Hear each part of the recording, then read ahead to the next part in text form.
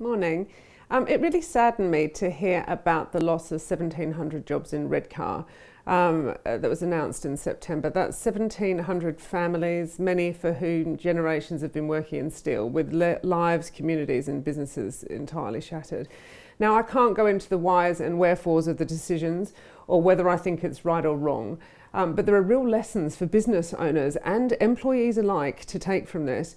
Because with the global turndown in steel, the sliding demand from China after that big boom patch, this and other mining and commodity-led businesses are in for a really, really tough time, possibly for a long time, potentially forever. The market has changed. The demand is no longer there, and the careers and livelihoods are no longer there either.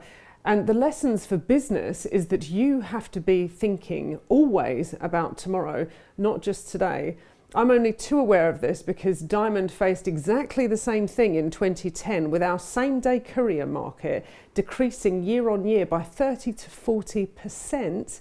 And if we had not reacted to these market changes, like so many of my competitors didn't, we simply wouldn't have a business anymore. We anticipated and changed our business model to adapt to the changing market to stay in business.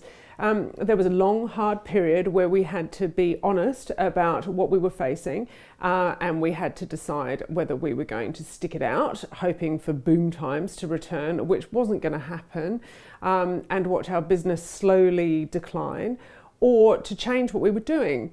The goalposts of our market had changed, so we had to change our response to it. There's a really good book by Ken Blanchard. It's an oldie and it'll only take you an hour to read, and it's called Who Moved the Cheese? And it talks about a group of mice who were used to going to the same place to feed from a lump of cheese, and they kept going to it until the cheese had gone, and then they go hungry, except for a plucky mouse or two who go in search for new cheese. And this can happen in your market, so you have to look at this as part of your long-term sustainable strategy. Where is your market going? What can you do to not only preserve your business, but to build it? And what might shake it up in the future? You only have to look at massive companies who didn't do this, household names that after hundreds of years in some cases disappeared almost overnight because they didn't anticipate what was going on in their market. Think Kodak, think Woolworths. They fed from the cheese until it was gone and didn't, in a timely enough manner, go and find cheese elsewhere. And then that was it, game over.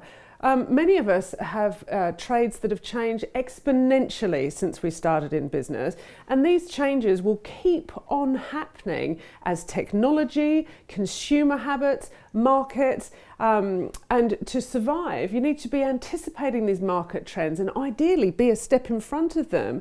In the courier market, year after year, we faced the fax machine, ISDN, secure document distribution, and then the rise of the overnight network, and saw our same-day market decimated. We had to change to survive. So please, I implore you, look at your market for the future, because I'd hate you to wake up one day and see that the cheese is gone and you'd be hungry. Now, would you? Go and have a think, have a plan, implement early, or your business could be the next Kodak. And we don't want that, now do we? Take care.